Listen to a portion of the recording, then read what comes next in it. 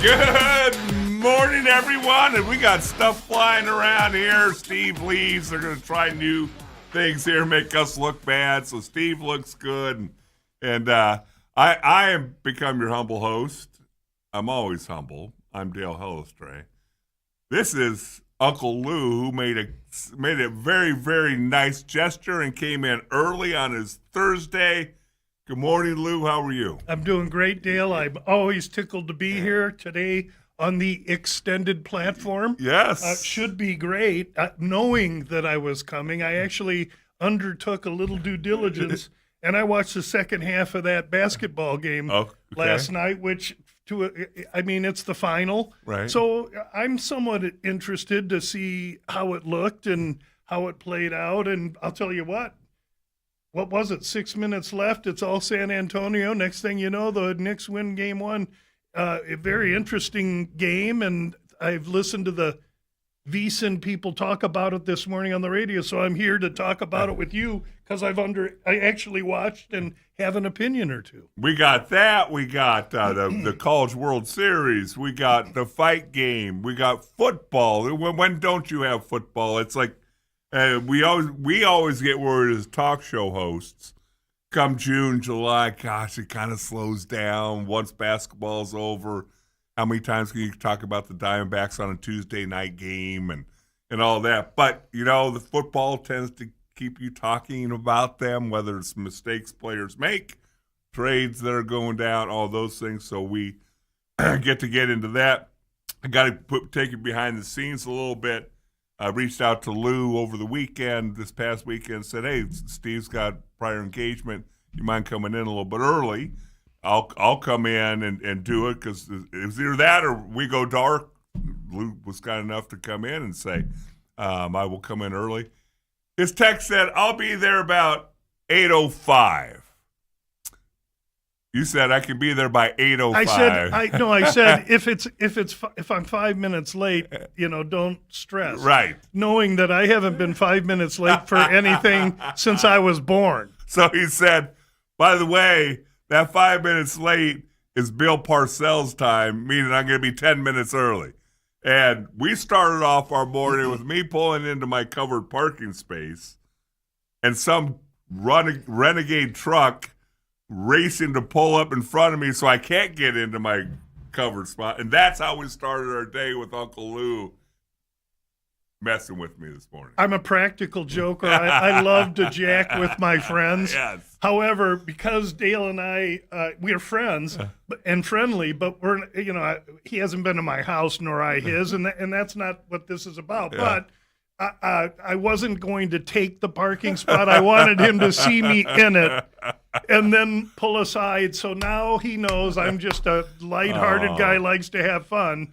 And I told him that in my contract with Steve, Finicaro was supposed to be printed on the curb so that I could park there. Steve hasn't put that on the curb yet. We're going to have to talk about that in future negotiations. How about instead of Finicaro, he just puts Lou? That's a little easier. That's how I do it on the phone with all the texts. Spell that last name, Fino, F-I-N-O. So everybody understands Lou comes in every week that he's in town, and a lot of times when he's out of town on Thursdays with Steve from 9 to 10. There's a few Thursdays that I'm here. Sometimes I feel like I'm screwing it up when I'm here because they got a nice chemistry and all that. But you got an hour and 45 minutes of Lou and I. If he's got to cut out a little bit early, we'll deal with that. But looking forward to the entire day. Lou even watched the sports other than his babies, which, again, are hockey, college baseball, and football. And UFC. The fight game. But we are going to get to talk about a little NFL today, and that's what I don't get enough time trying to peel back on Dale. Because for many reasons, mostly because behind the locker room door and huddle stuff, that's really sacred. Yeah. But for outsiders, you're always trying to find some of that. We don't get enough of that from you, so we'll go back and forth when the time comes for us to talk about what's going on in recent NFL news. Because I will forget about it, so I'm going to bring it up right now. We'll jump around a little bit. Won't be as smooth, and we don't have segment A, B, C, D. But let's start with the NFL. Let's touch on the trade. The Browns to the Rams. You got Myles Garrett, the reigning Defensive Player of the Year. And I have some questions for you, but it just jumped into my mind. My Dallas Cowboys in 1992, we were an up-and-coming team. We had Troy Aikman, Michael Irvin, Emmitt Smith, but everybody was young. That's right, from Jimmy's trade. Yes. Do you remember a defensive end that we traded for in 1992? That was part of that trade? No, it was a standalone trade. We traded for Charles Haley. Oh, from San Fran, Yeah. right. And a troublemaker in San Francisco, they were done with him. Jimmy makes a trade figuring he can kind of corral him a little bit, and he did. And he was dead right. And he did.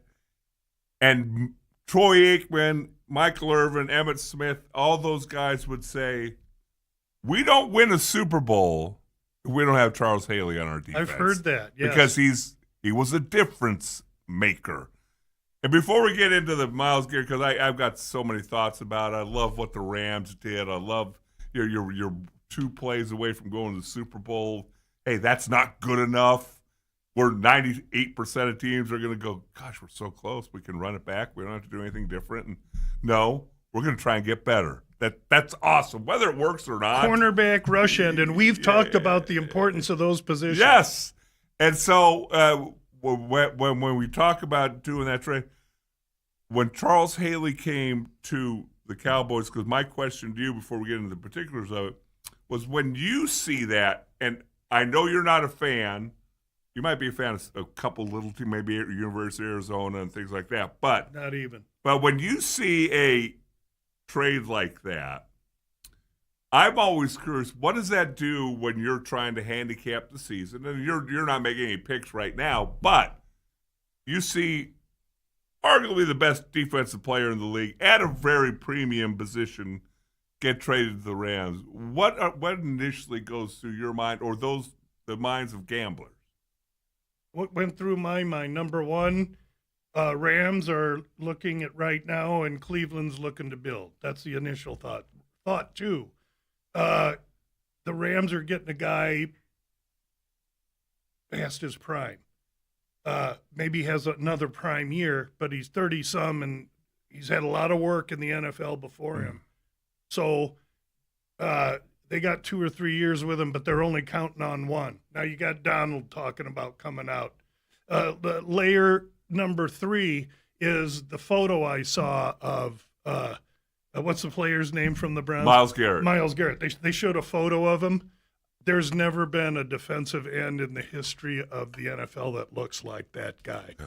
That dude is and when you see him play with, you don't even need to see his body. No. You can just see him with the clothes on. What he does is freakish. Right. So those are my NFL thoughts. How much are the Rams going to get from him? The Browns finally, for once, are doing the right thing. The problem is they're getting all this cash of draft choices, and then they're going to spit up on themselves because they don't know what to do with them. So now let's talk about the gambling aspect of it. It's the dry desert in Arizona here, and that's what it is in the sports world, because when this hockey and NBA series is over, it's baseball. I get real popular because of UFC. There's nothing to talk about in the NFL. Shadow each summer grows bigger and bigger. And so people are so starved for gambling that this Myles Garrett to L.A., yes, it affected the numbers, and it affected it immediately. The people that had L.A. to win the Super Bowl at 7 or 8 to 1 beforehand are all giddy because now it's 5 to 1. And so my thought is, and why is it 5 to 1? Because of the tsunami of people that are followers that listened to the news and thought, wow, the Rams look pretty good, I better go bet it. And by the time they got to it, ain't 7 or 8 anymore. It's 5 or 6 and going down, and they take it now. So that forces me to understand exactly what's happening. And now my search is, who's going to beat the Rams? Right. It's the same as it was hockey this year. Who's going to beat the Avs? And they laughed at me. Oh, the Avs, they're a truck, they're a train, no one's stopping them. Where are the Avs? Oh, they got swept. So this is sports. and you have to look for your opportunity. So there's no opportunity in anything for LA. They could well win it, but I'm looking who's going to beat them. Well, they got the returning Super Bowl champions in their same division, and they're not going to curl up and just say, yeah, Rams, you were close. We'll give it to you this year. That ain't how it works. And everybody's talking about the Cardinal demise. I'm not so sure about it. They're going to have a lot of new stuff, but they're all pros getting paid trying to win. So that's really what I think. The result of it is my thought process is that little news like this affects the betting market way too much in overreactions this time of year. And as long as it's a no or an against, I'm not afraid to make a bet at this juncture in the season if I can find something no or something against. Because if I look at the Rams, I can tell you this about the Rams. They're surely deserving favorites, but they're fragile favorites because it isn't Myles Garrett I'm worried about, and it isn't the other kid, Donald, coming back. It's Matt Stafford gets a concussion, and all of a sudden things change really, really big in L.A. And last year they didn't even know if he was going to start the season. So I think I'm on the right track finding someone that's going to oppose L.A. Or do you think last year they knew Stafford was going to come back, but they played that up pretty good? I think it's entirely possible, absolutely. But I know this. If Stafford can't play, there ain't nothing they're going to be able to do about that. That's very true. It's fascinating to me the way that Lou will think of things the way that I think of things.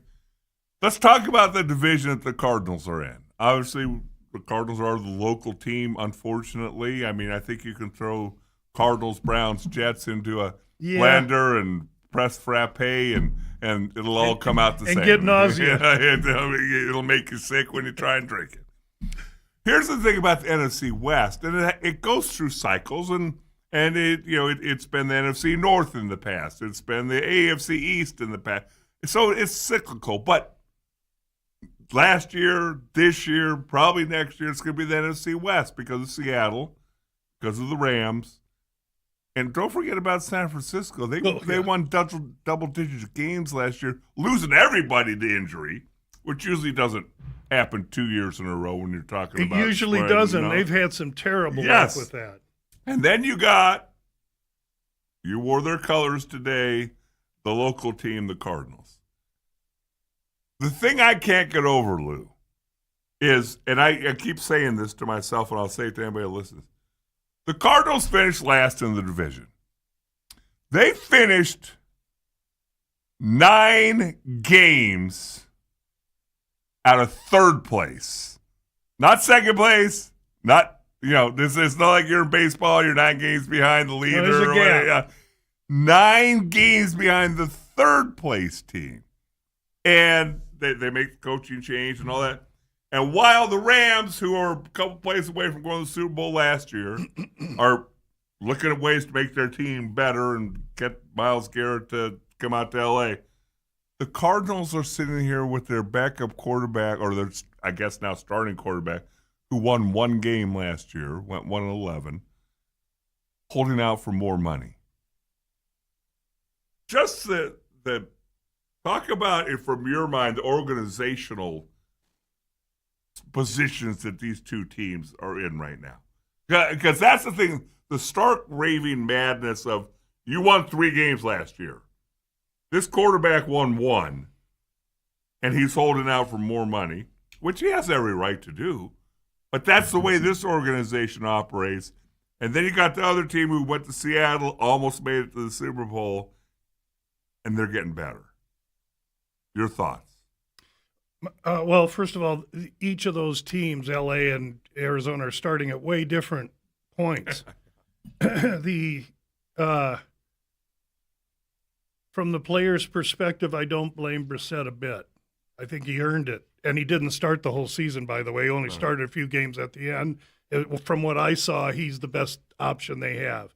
By them not paying him, they're not committing to him. He wants a little commitment. Okay, so you have that throwing a bad shadow over either either the Cardinals needed to make another move at quarterback and quell this thing immediately, or they needed to pay Brissett as opposed to letting the thing fester and smolder. In my opinion, Right. That's just me. When the Cardinals first came here, I was convinced that the new young Michael Bidwell was way, way different than the dad and the grandfather. And I had the chance through various opportunities to just meet him at functions. I don't know him or anything, but I got to meet him. And I was always very impressed with him. And early on, it looked like he had a good fix on things. The Steve Keim August DUI, at that point in time, something happened to the Cardinals, and they've not been able to recover from it. They've been a spiraling plane hitting the ocean ever since that episode. And I think part of it is because they didn't fire that gentleman as soon as that happened. Yep. But again, I'm not a GM. I'm a sports handicapper. But those are my thoughts, and I think Arizona has to have some continuity at the ownership level. It looks like the Bears have found some, but don't be fooled. They don't have it, and it ain't going to last long what happened last week. Now, and by the way, for those of you who don't know, the Bears have hosted Uncle Lou at Super Bowls Yes. and SEC championship No, games. I'm friends with ownership. Yeah. That's how I have with a minority ownership. Yeah. And I've been more critical of them since the 85 Super Bowl than anyone because, quite honestly, I know as much or more than anyone about how the insides of that thing Right. work. Great philanthropists for the city, without a question. Unbelievably ethical human beings that contribute to the benefit of society, without question. Their record speaks for itself, but they're not able to run an NFL franchise, period. What's fascinating to me is when you brought up Michael Bidwell, and it's like I'm so far past it now because it just, and I've always said this, you've been out in the business world too, Lou. Everything starts at the top. If the top's rotten, it is really, really hard for second or third level management to overcome that. It's happened, but it's hard. Right, and then they poach the people away because they aren't getting paid or realized. Right. But here's what because I too thought when Michael Bidwell took over, was my reasoning. If I'm a fan of a team, I want my owner to be cocky, arrogant. I want my owner to want to win.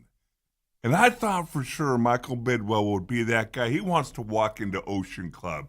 He wants to walk into popular bars. And people go, Michael, hey, get him a drink on me. And girls That was swarm all happening for over. a while. And somehow, some way, that's dissipated. And I don't think he's gotten married. But in regards, not even girls, just he wants to be Community. Yes, and the fans. He wants fans. And I want to, what do you think about Jerry Jones or not? All the stuff that went on lately, that's fine. But back in the 90s, he had an arrogance about him.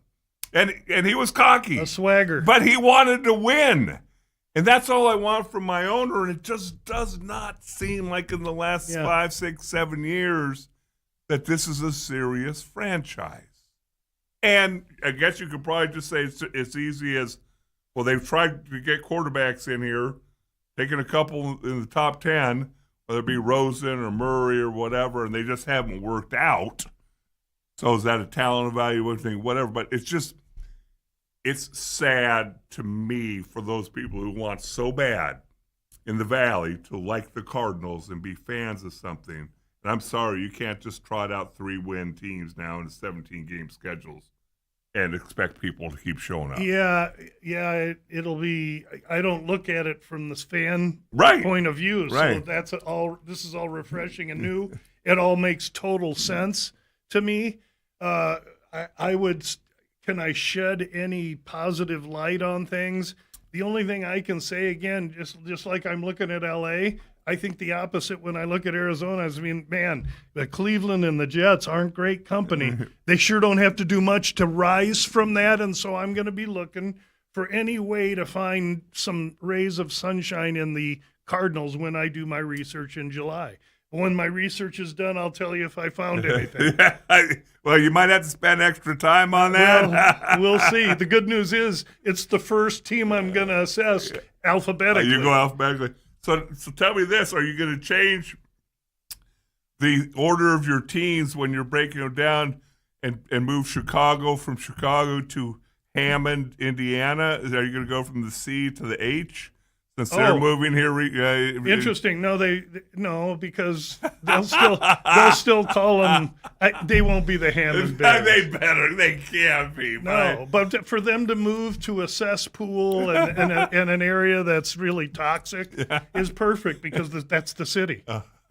How's that, Chicago? Oh, there you go. I like that. I'm just saying. So we got plenty of time to talk about football and all that. You watched basketball last night.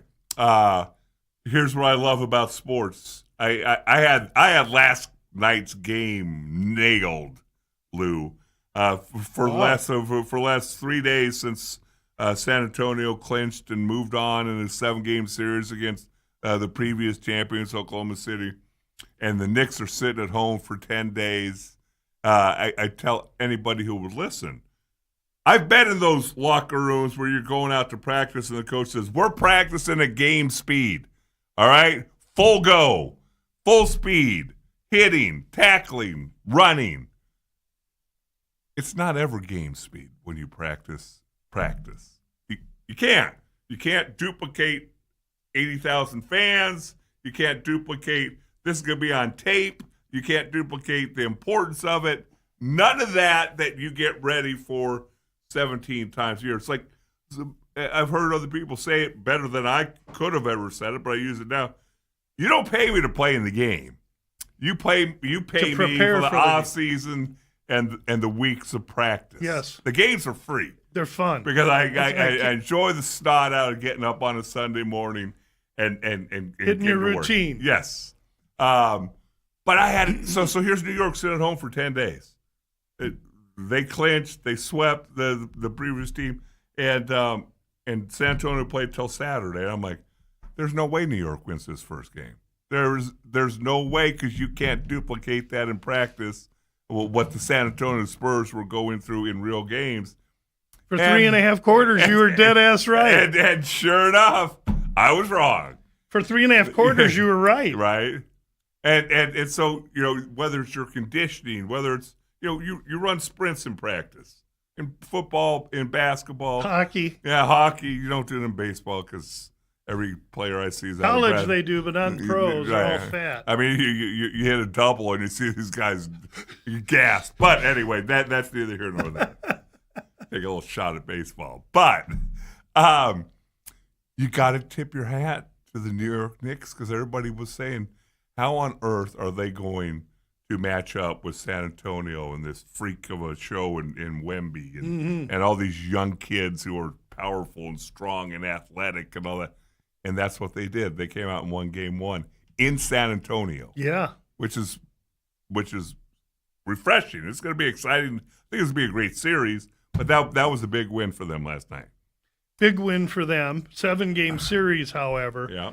And what I'm going to voice is what I heard on the network, VSiN, this morning. As I'm up early, I listen to all the shows. And so I get my NBA opinions from some of the guys that speak about NBA that handicap it like I handicap my sports. I mean, just by watching one game, I don't know anything about the NBA, but these guys do.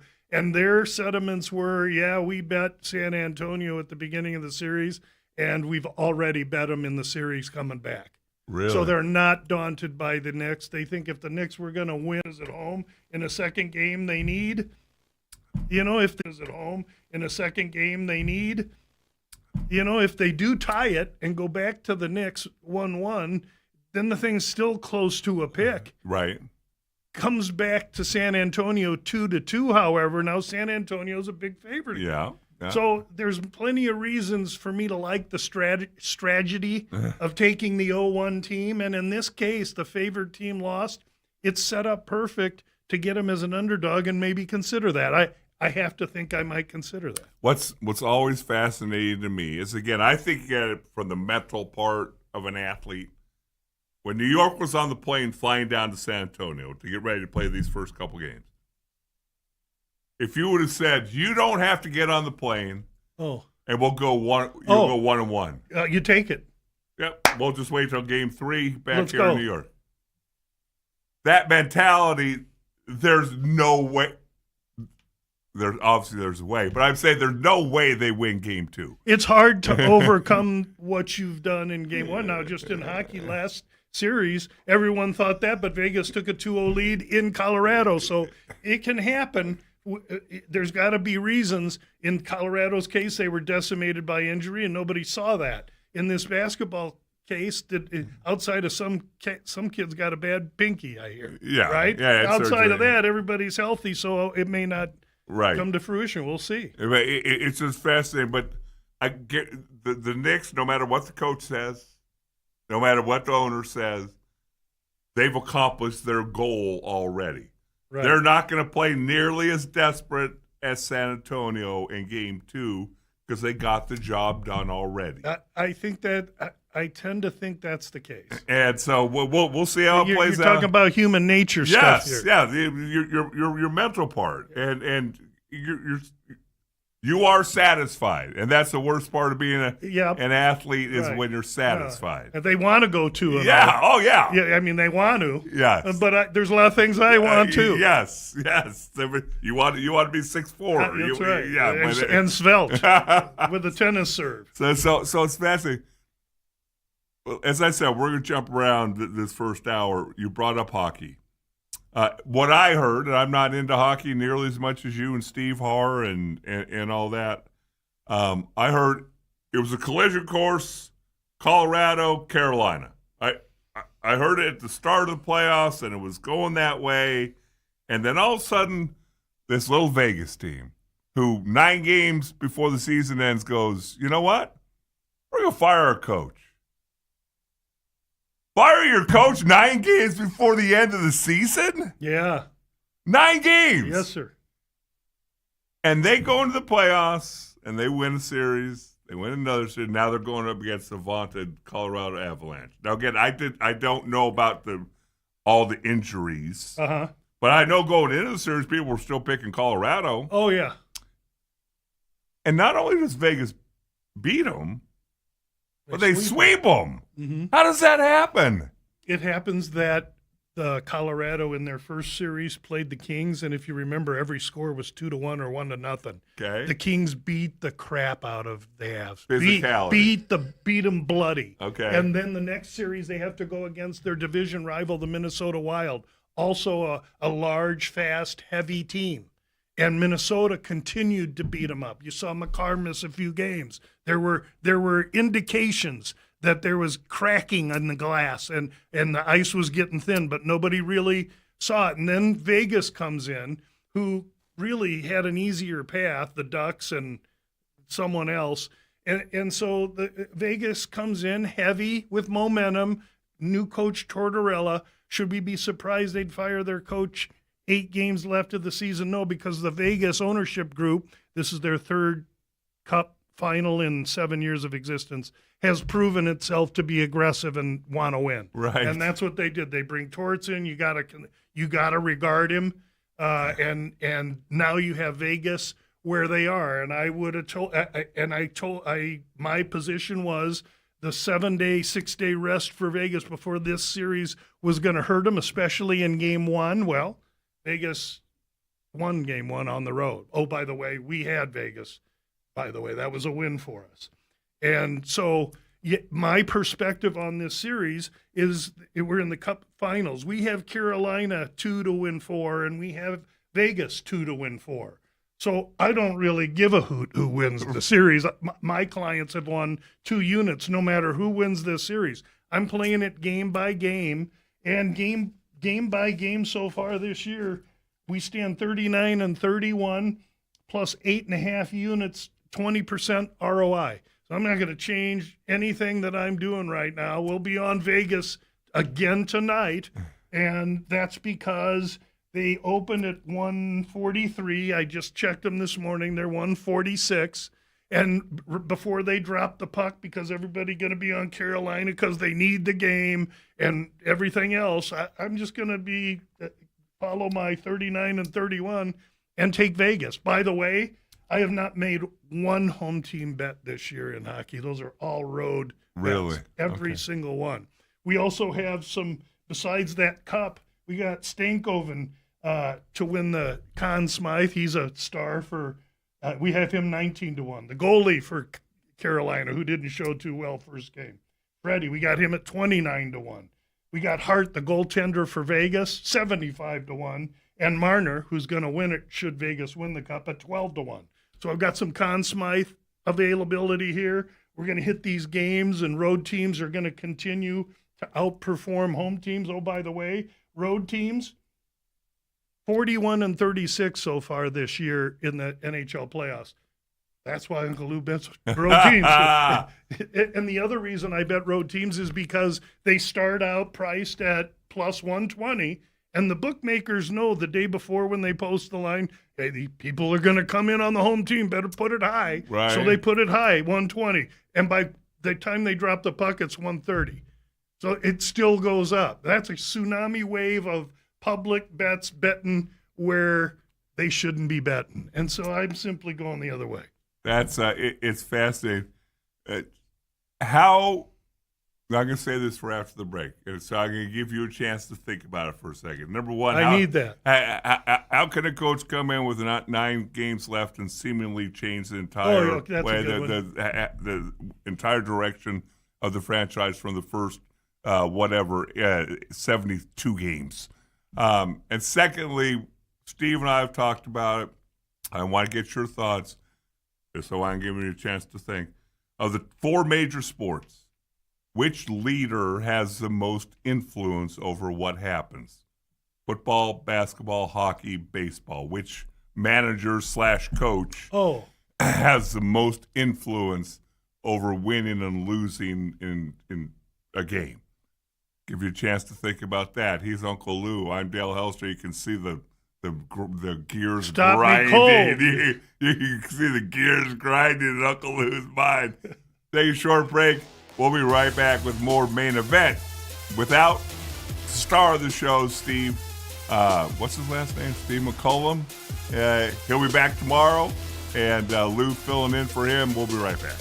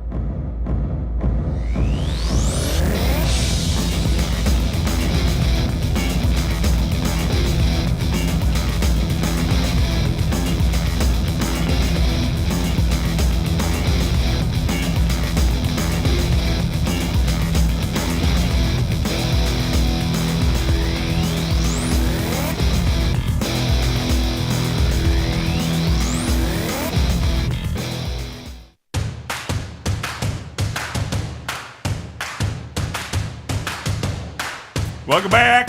I'm Dale Hellestrae.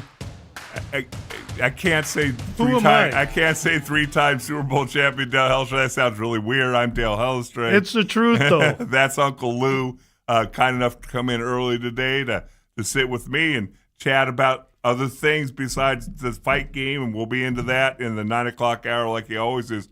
And, of course, Steve is going to, of course, debut something new when he's not here. So I have to try and read a screen that's halfway across the room. I think I can read it. This is on the YouTube chat area. Robert says, "Good morning, fellas. We can pass on the D-backs talk. Obviously, last night was not a good night if you're a D-backs fan. Well, if you took Otani because you know he's after the Cy Young, it was a good night. Again, always going to have a contrarian view over here. Vegas could possibly fire Torts 9 games into next season. He's an acquired taste." And that's something one of the questions you talked to me about, I'll just talk about just for a second. When Torts came in and Vegas hired him, Torts is a Parcellsian, Saban-like coach. You can see from his interviews, he's that same guy. I value Torts being in the NHL now because I love just watching him in an interview. He's as surly and curt as Parcells and Belichick. And that's like watching Picasso paint for me. But what was surprising to me at the time, and I didn't know if it would work, was because the guy they got rid of, Cassidy, is a fire and brimstone white knuckle coach. That's what Torts is. How do you usually, when you get rid of a fire and brimstone, you bring in a guy that powders everybody's rear ends and they fall in love and it works well. And then after a couple of years, everybody, drinking and showing up late for practice, they bring in a guy to kick people's ass. And that's what Torts does. But Torts came in and he said right away, listen, this other coach is really a good coach. This team here has nothing but winners on it. I'm going to get out of the way. We're just going to talk about a few things. And he, I believe, did what he said. He's a veteran coach now. I think he just talked to these guys, and these guys, from everything I read from my people in Vegas, needed a different voice in the locker room. The management was deft enough to understand it, did it, look where they are. You can't argue with their success. So they signed him as he's an interim coach. And by the way, we looked at it yesterday. I think he'll be the fourth. If he wins it, he'd be the fourth coach to come in as an interim coach and win a championship. 3 of them were in hockey, and I don't remember the years. I think 2009, and there's a couple interim coaches went on to win Stanley Cup. And one in baseball. One might have been St. Louis. That might have happened in St. Louis. And Jack McKeon with the Miami Marlins, I think, came in midway through the season, took over, and they won the World Series. So it's great, and I guess I'll catch up here. According to Steve, who is getting ready for court, I don't know why he's listening to the show.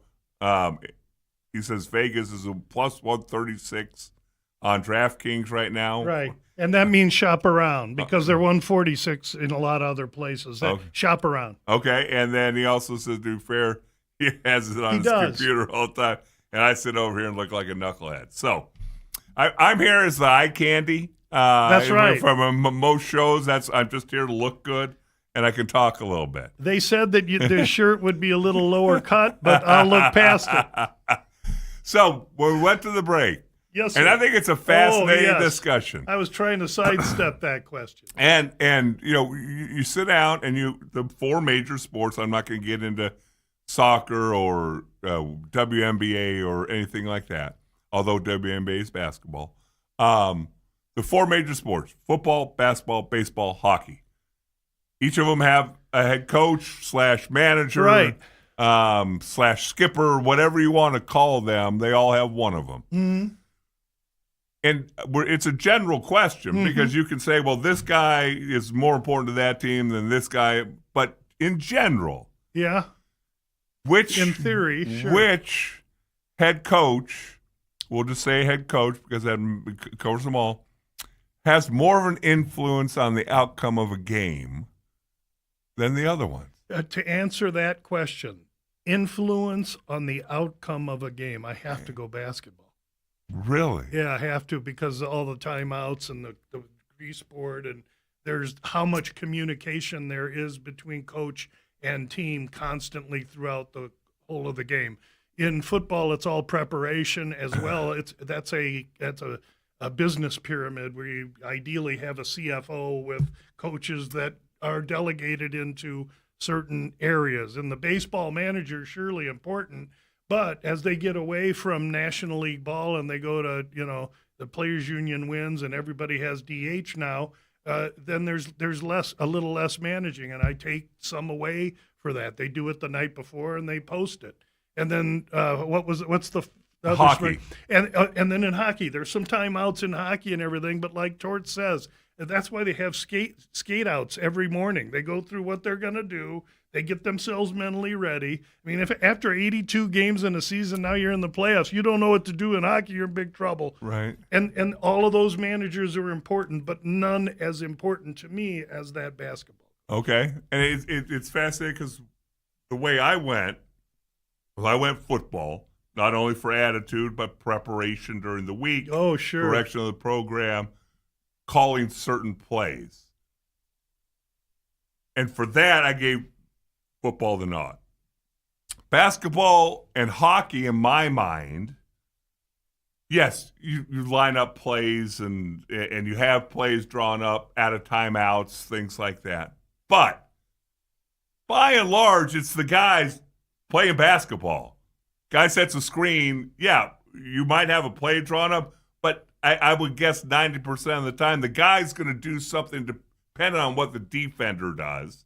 Drive to the basket one time, step back for a three-point, go through another screen, pass across court, whatever that is.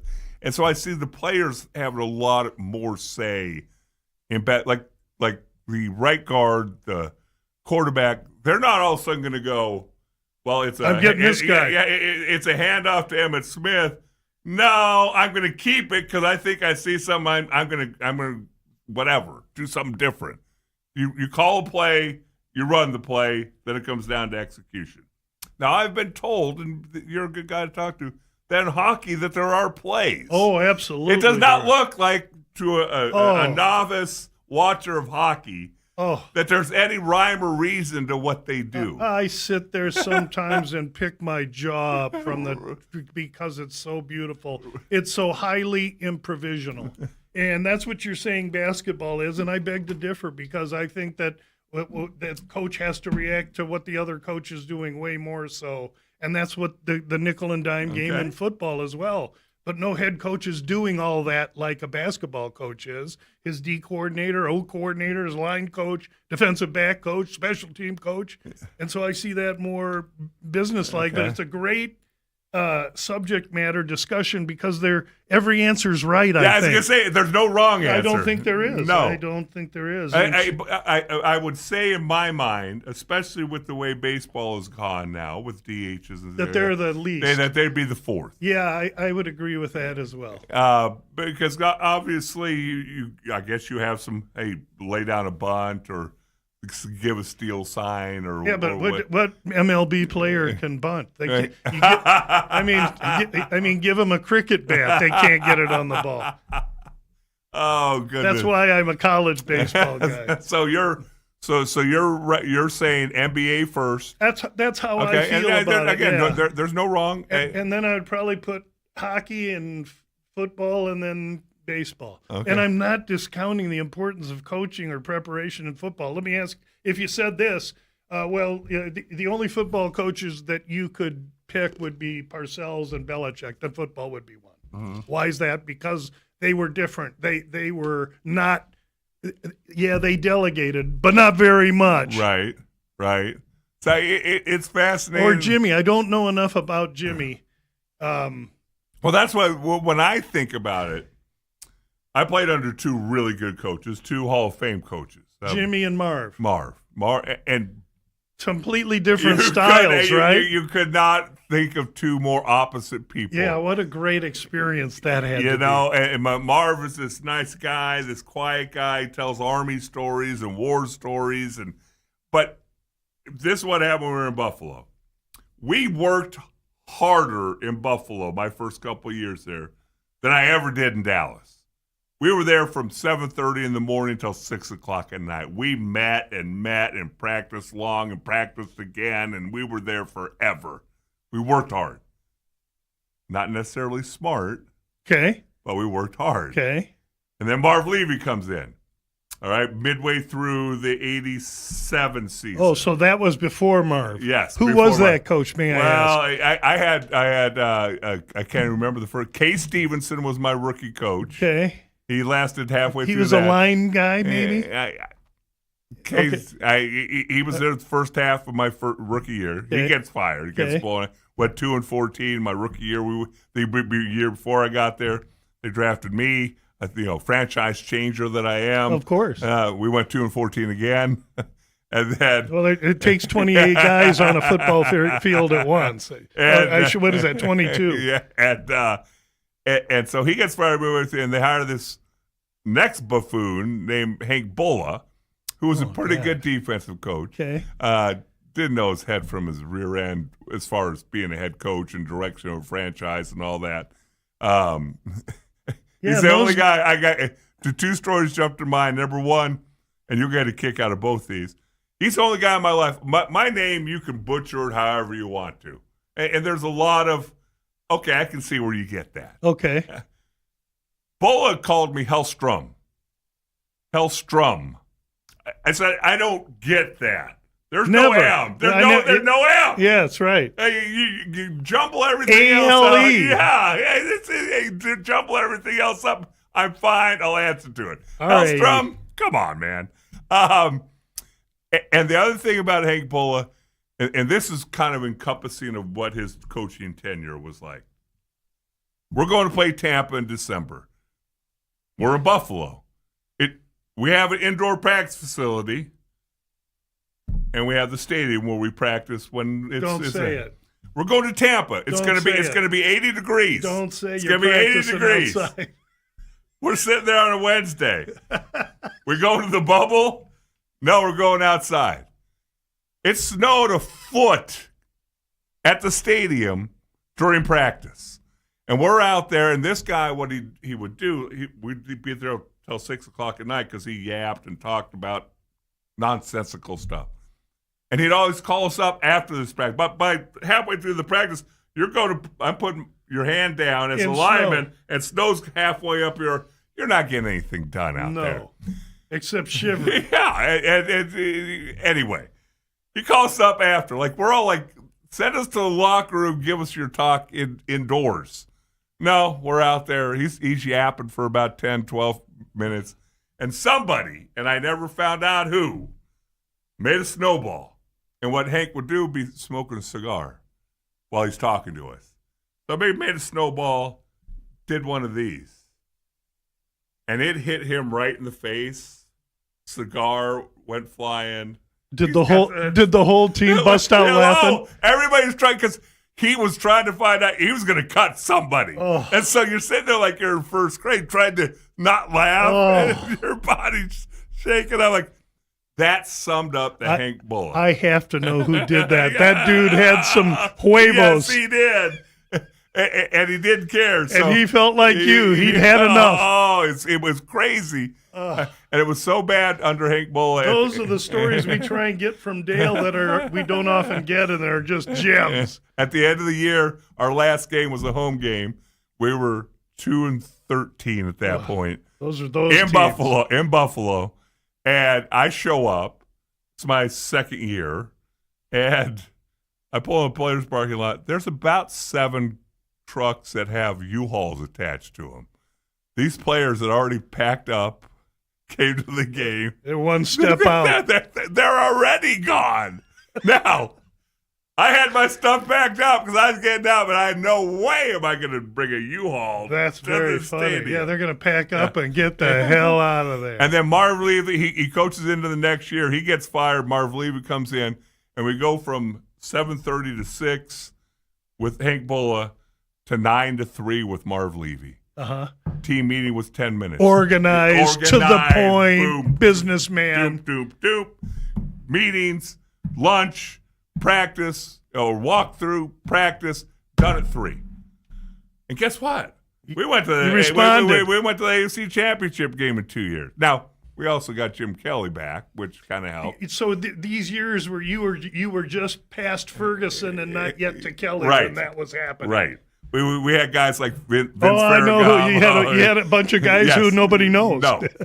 And so I always think back to that. And then with Jimmy's obviously a kind of a slave driver. I mean, he's got his thumb on everything. And the reason, if you look at Jimmy, he had success really everywhere he's been. He struggled in Miami at the end of his career, and I think that's because Marino wasn't the type of quarterback that he wanted. Marino was older. Marino basically would give him the finger and say, I'm going to do what I want to do anyway. Marino, not Marino. Yeah, in Miami. Yeah. Oh, in Miami Dolphins. Excuse me. Yes. At the end. At the end, right. That's because he had a boat down there. Yes. And so, but he's got about a 5-year shelf life, the way that he coaches. I would think. Okay. And if you look at every stop, it was about 5 quickly years. Up and then we got to say bye-bye. Kind of like Torts, his style does there's a shelf life. Yes. And so because that's what I've heard. I don't know Tortorella. But that's what I've heard. And Belichick, he's the same guy. People have told me this year with the Vegas Knights, he was a little different. Way different. He had been out of hockey a year and a half, wondering if he's ever going to get a chance again. Gets this chance. They drop championship team, players, organization in his lap, and all he had to do is tighten the screw and get out of the way. Right. And he'll be the first to tell you that's what he did. And look at how they're reacting now. There's a lot of hockey left to be played in this series. Right. It should be really good. Tort's going for immortality, trying to win a second cup, and then I'm sure he walks into the sunset. I think he wins and runs, and yet you got Brindamore, who's been knocking at the door for 5 years, getting so close, then he can't. Right. So I tend to still think it's going to be Carolina. But I say that, I don't want you to run out and bet it, because I say that with the comfort of knowing I'm winning either way, so it's water off a duck's back. So that's interesting, because that's the question I was going to ask you. You don't think that the Vegas entices Tortorella to stay around for another year or two? Anything can happen, but I think it's, Your thought again. Where can Torts go with this team after winning a cup in the next year? I don't know. It'll be interesting to learn and see. I really try not to predict that stuff, right? Because in my own spheres of expertise, 38 and 31, that's about 55%. That means 45% I'm wrong, right? And when I talk about stuff I don't know about, I'm wrong even more. I don't like to be wrong too much, and that's why I leave home and come out and talk in a microphone. Because your wife can't. Because I'm always wrong at home. I love it. All right, so we got we don't got anything on there. We're coming to the top of the hour. We will be heavy MMA in the second half of the show. We could probably use a half hour MMA. Right, and then maybe at the end we come back to some other. We got sports some College World Series to talk about too, so that'll fill a 20 minutes. Yes, and again this year the College World Series. No repeat teams are going back. We already know it. It hasn't been decided yet. We know there's going to be 8 teams, but not one will be from last year. And that means 16 regional teams, not one from last year, made it through. And that's a unique thing, I would think. Very unique, and it makes it much more difficult to handicap, because for me, the process of winning teams that struggle in the Super and they get to the regional, then the next year the Super, then they get to Omaha. Boy, that team then finally gets to Omaha again. They kick that door in, and they have great advantage. They're not wide-eyed. They're not taking pictures next to the statue. They're there to win. And this year you're going to have 8 newbies, so it's going to really make it wide open. They go to all the hot spots in Omaha. I know a lot of late-night dancing. Oh, there's only if you're with Uncle Luke do you get the Backroads tour. He's Uncle Luke, kind enough to come in earlier today to help fill in while Steve takes the day off. He's off on assignment. I'm Dale Hellestrae. We'll take a short break. We'll come back with all that and more in the second half of the show.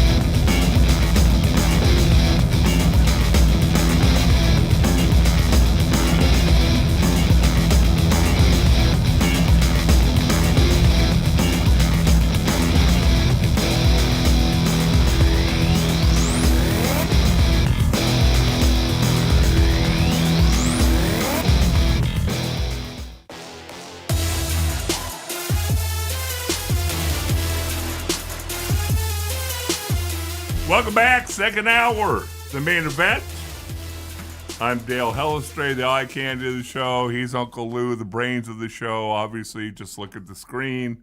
Brains, brawn, beauty. Steve is taking the day off. And BS. Hey, if I can't say it now, I can't say it at home either, Lou. So, because my wife knows me too well after 38 years of marriage. So, we're going to get into the gambling part of the show, and there is a lot to talk about because one is Uncle Lou's favorite times of the year. He looks forward to it all year long. He doesn't get into the college basketball tournament. He doesn't waste his time on a lot of things. He's very focused on what he does. And one of the things that he is focused on, I know it's because he loves it, but also from the great city of Omaha, Nebraska. By the way, for you people who have not heard before, Frank Kush recruited this dude at ASU out of freaking Omaha, and he didn't even send this guy a letter who grew up 10 minutes from Sun Devil Stadium. So how about them apples? Anyway, I digress. And he went to U of A on a football. I've offered to exchange my letter from Frank Kush for just one of the 3 Super Bowl rings and have not received a response. So we're going to get into it right now. The College World Series, will this start not this weekend, next weekend? Is that when the College World Series starts? Because Super Regionals this weekend. Exactly. So last week, the regionals of 64 teams, think of it just like the basketball tournament. And if you have a bracket everyone has their college basketball bracket, you got to have one for baseball. Works the exact same way. And so last week there were 64, and now we're down to 16. We're at the Sweet 16 Super Regionals. The format is 8 places host another team, and they play the best 2 or 3. You win 2, and you're on to Omaha, and you're in that 8. And the bracket continues where you are from regionals all the way to Omaha. And I keep mentioning this bracket because in order to appropriately bet College World Series and the NHL, these are bracketed tournaments. And if you don't know who people match up to, you can't effectively dodge really strong teams or pick on weak teams. You have to understand the bracket. It's foundational to the handicap. So, but before you get into that, yes, sir. So the regular regionals, as you said, there's 16 host schools, and usually they're the highest seeded in their bracket of 4. Right. Now you come to super regionals. Yep. How do they choose the 8 host sites for super regionals? Is it really good top question? Top 8 you explain that. Yes, and how do they pick the 16 that host the regionals? That comes straight from the rankings, which is also, if you go to the College World Series, NCAA.com, you see how they're ranked here. Oh, by the way, 7 of the top 16 are gone. Okay, so the UCLA, number 1 ranked, gone. Georgia Tech, number 2 ranked, see you later. Florida gone, Nebraska gone, A&M gone. All the bets I made last week, we'll get to that. Okay. Gone. And so you really have to know. I know who is ranked. I know what opening numbers are. I know who's facing each other, and I have strong thoughts. Now, let's talk about last week. I posted my positions on the webpage last week. The results. You want to hold on that? Yeah, well, let me do that because that's Oh, my okay. bad. Kobe, can you put up Uncle Lou's website so you can talk a little bit about the mission and things that you have? That's an infomercial. We'll do quick. Yeah, Okay. If you got that, Kobe, you can throw that up and let Lou talk about this. Perfect. So this is who I am. This week, I just changed the blog to this week's fight. The important thing, keep it to the top, if you would, Kobe. Thank you. Is the band across the top. It tells you everything about me, the sports I work, the podcasts I do, which is 2 of them for the UFC. But the far right corner, San Xavier Mission's the oldest mission in the United States. It's located here in Arizona. They're doing great work. And Steve and Dale always let me talk about that here because I'm really I'm trying to be an ambassador to drive attention and potential contributions their way. Gamblu is a regular contributor. We invite you to as well. If you scroll down far enough, there's a link right to the mission that you could access. Thanks for letting me do that. Now, if you go back to the home page, guys, and let's go to the Gamblu homepage if you can get back to that. There, you got me. That might be a little questionable. Listen, it isn't a big deal, but my bets are all listed there. If you want my NCAA college baseball bets, you go to the College World Series tab. You got to put in an email and some info. There's no charge. You won't get charged, but you got to put emails in to register, and then you can see everything I've done. But I can give you a synopsis of what happened in the regionals. I made a bunch of little half-unit bets because I know that the regionals, there can be some surprises. Well, oh boy, were there some surprises. So in bets to win the regional, now there were 16 brackets of 4. I took 4 teams, 0-4, so I lose 2 units there. Then to make it to Omaha, that's another market, meaning they have to win the first weekend, then they got to win their super regional.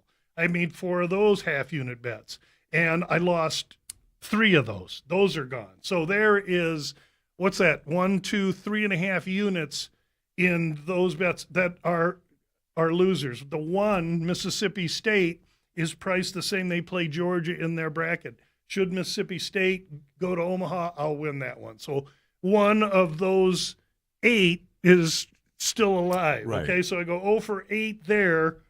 And by the way, those picks that you made, I've always known you as kind of being an underdog guy. You look for the price to be on your side. Yeah, everyone was plus price. Yeah. Okay. Everyone was plus price. Nebraska plus 110, Arkansas plus 145, Oak State plus 150, Southern Miss plus 100. Loser. Florida State, loser, plus 110. Florida plus 110. Mississippi State plus 115. Hey, you know what? I don't dodge it, but it's a long tournament, and I'm not done yet. And I play half units for a reason because this has happened to me before. So my future bets, and besides Mississippi State, that still exist, Texas at 15-1, and they're one of the chalks of the tournament. North Carolina, the chalk of the tournament, 22-1. So I'm not out of it yet. Now we go into these super regionals, and we got to figure out, there's all kinds of decimation. That said, of the 16 teams playing in the super regionals, 7 are SEC.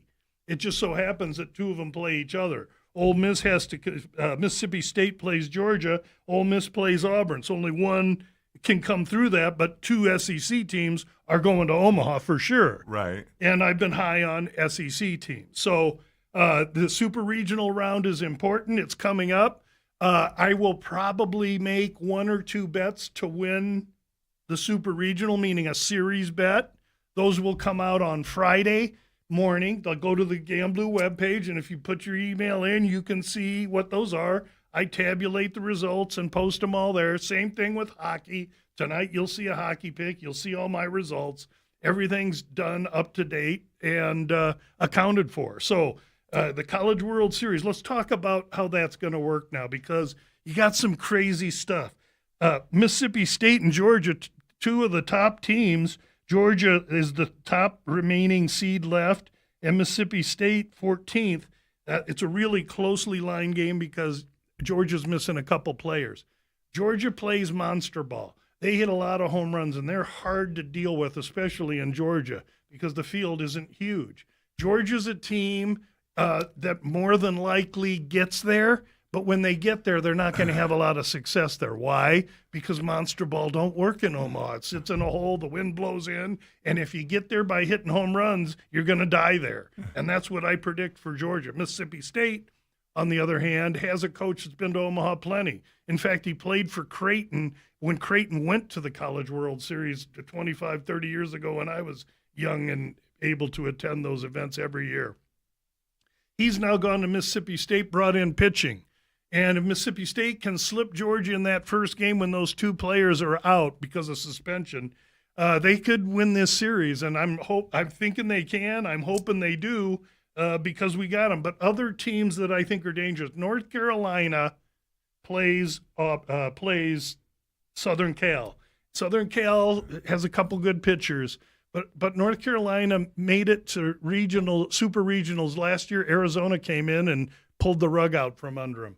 I think North Carolina is not only a team that can get to Omaha, I think when they get there, they have the arms and the balanced hitting to win in Omaha. I would point people to North Carolina if you're trying to get to that final series. Now, you want some long bombs? I'm going to take you to the other two brackets, and I'm going to talk to you about Troy against Little Rock. This team, Troy is in a super regional. Troy, University of Troy. Troy, in the middle of is that Georgia? Yes, it's in the middle of Georgia. Okay. And all they did all year was play the SEC and the ACC, and they got the brains beat out. Their record is 39-30 kind of thing. Okay. These dudes are young, they're fast, they're well coached, they're not afraid, and they want to prove themselves, and they get a draw like Little Rock, and Little Rock comes in with a lot of momentum after beating Southern Miss in their regional, but they maybe had the easier path in. Troy is minus 350 to win their region and go to Omaha, but more importantly, they're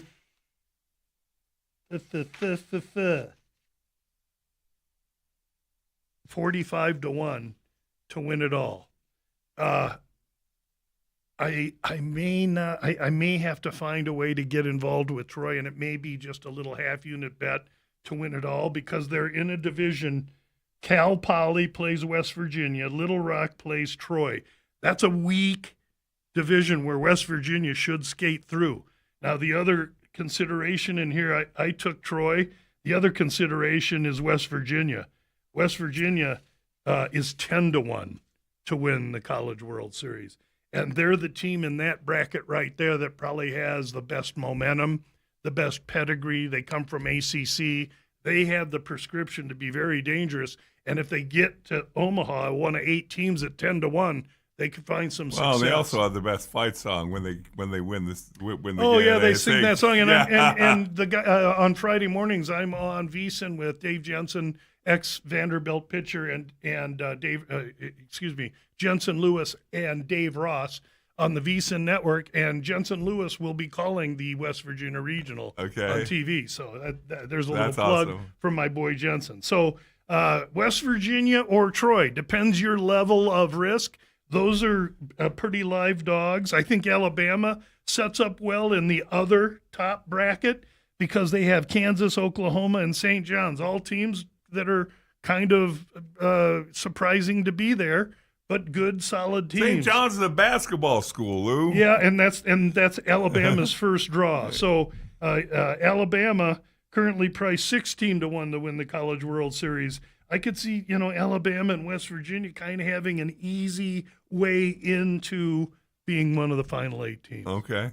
Again, there's so many of these things. Like, I used to go to horse races, and I'd listen to old dogs like Lou, and the 1 and the 3, they're fast starters, so then they pitch off number 2, and number 2, who's the fastest, but he's a slow starter, and he's a closer. Well, here's the difference. I'm picking between Troy and Little Rock. I'm picking between North Carolina and Southern Cal, and my hands are full. Yeah. But in a horse race, you can give me 12 horses and say, pick me a winner. Uncle Louie's going to say, I ain't your man. Yeah, nobody wins at horses. I'm going to say which one pooped last before he got into the gate. That's who I'm picking because he's light on his feet. You're probably as accurate as I am with whatever handicapping method I use. I got a question for you about the Super Regionals. So they don't announce the sites of the Super Regionals till after the Regionals. No, they announced the sites of the regionals based by ranking, the top 16. And they do it by ranking again. And so the reason Troy is able to host a regional is because everyone ranked above them, Virginia, Southern Miss, Florida, and Miami, are all gone. God. And so Troy's like, and here's the thing with Troy, there's risk. The risk with Troy is they've been the guys that have been the underdog all year long. Nobody respects us. We're going to show them. Now they're going to waltz in to a home regional after never being there before as the favorite.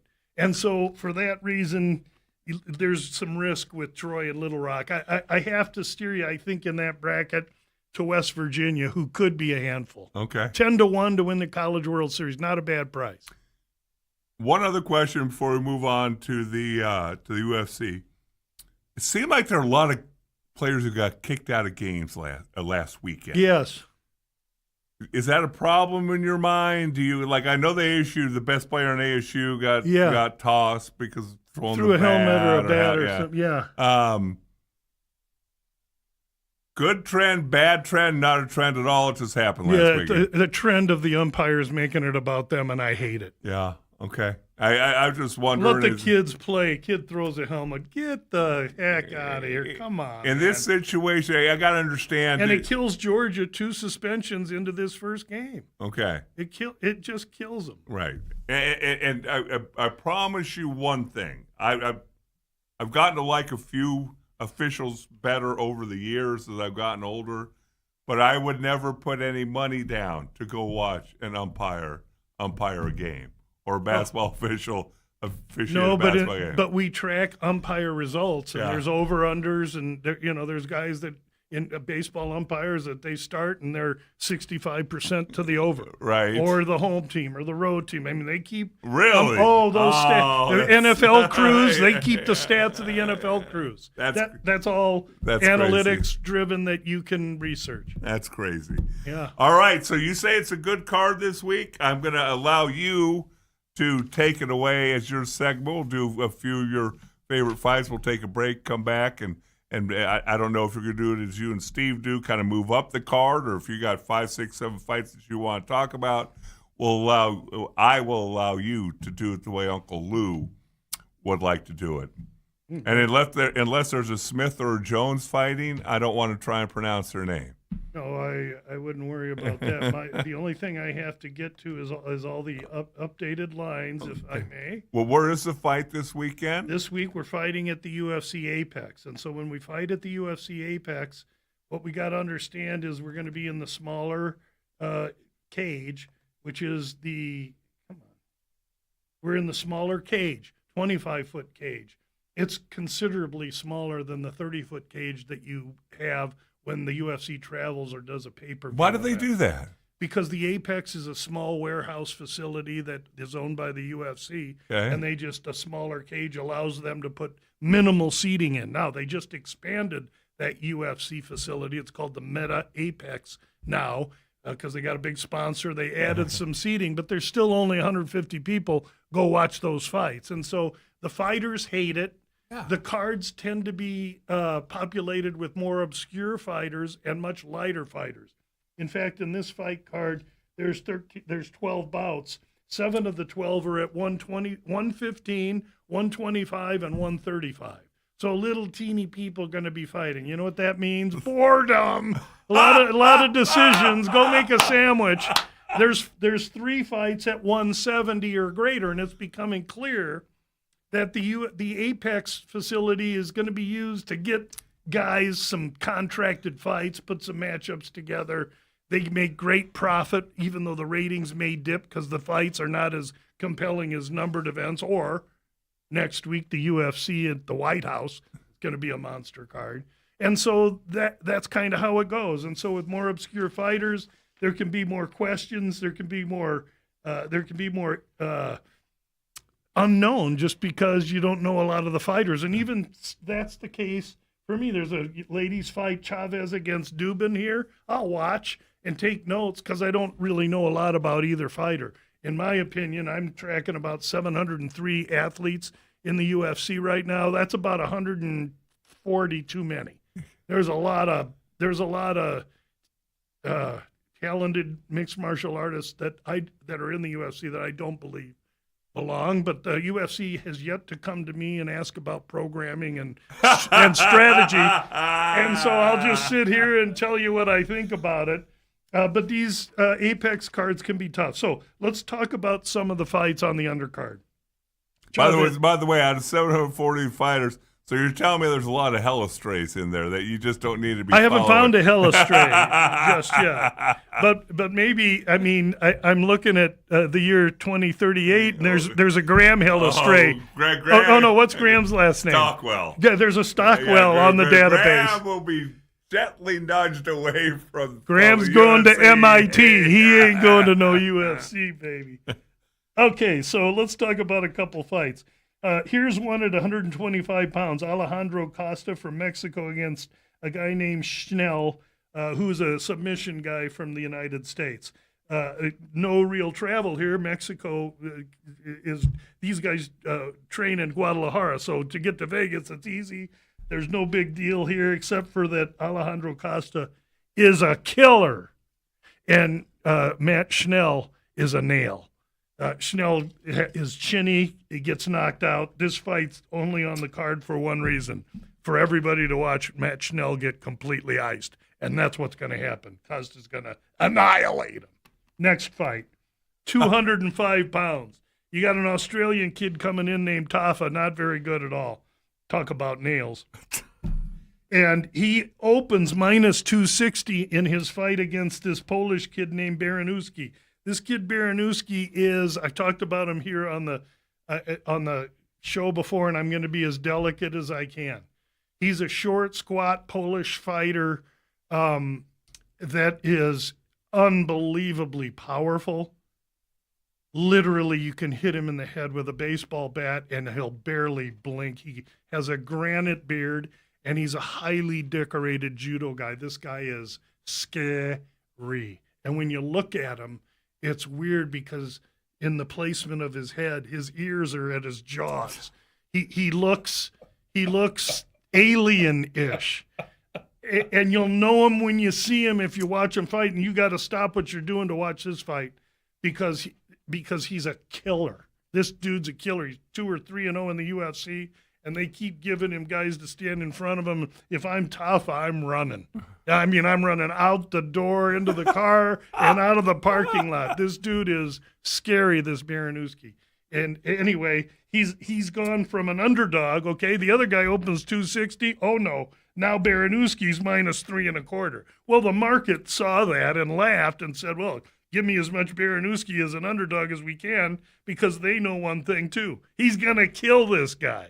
So we got a couple fights right out of the gate here where you're going to have some violence. So tell me this Baranowski guy. Yes, sir. He's a Polish guy. Yes, sir. He's white as snow. Why is he fighting an undercard if he's this much of a killer? Because once he mops the floor with this guy, he's not going to be on the undercard much anymore. Okay. When you finish and you're violent, you're on the fast track, baby. Okay. I don't care what you look like. Right. Okay. Okay. Then the ears aren't going to hamper him from moving up the ladder. No, they're gonna help him catch wind and Like plane up.